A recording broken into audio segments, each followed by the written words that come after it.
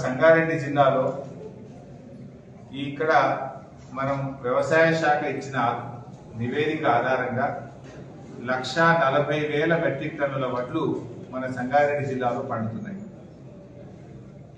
వానకాలం ఇప్పటికే 1,00,000 మెట్రిక్ టన్నుల వడ్లు కొనుగోలు చేయడం జరిగింది. దాదాపు 110 కోట్ల రూపాయలు రైతులకు చెల్లింపు కూడా చేయడం జరిగింది. మరి ఇప్పుడు కొంటున్నట్ట కొననట్ట కాంగ్రెస్ నాయకులను అడుగుతా ఉన్నా, బీజేపీ నాయకులను అడుగుతా ఉన్నా. సంగారెడ్డి జిల్లాలో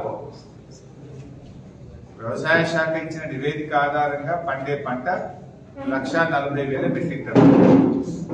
ఇప్పటికే 1,00,000 మెట్రిక్ టన్నులు కొన్నాం, 110 కోట్ల రూపాయలు రైతులకు చెల్లింపు చేసింది.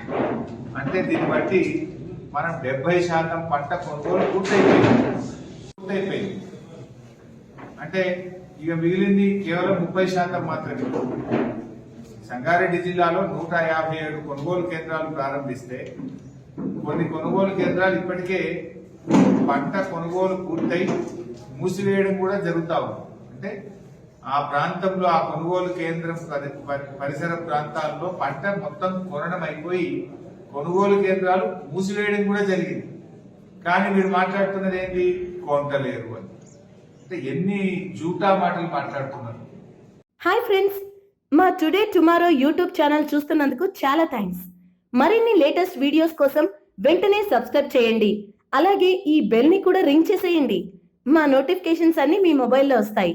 అలాగే మా వీడియోస్ మీకు నచ్చితే లైక్ చేయండి, షేర్ చేయండి, నచ్చకపోతే కామెంట్ చేయండి.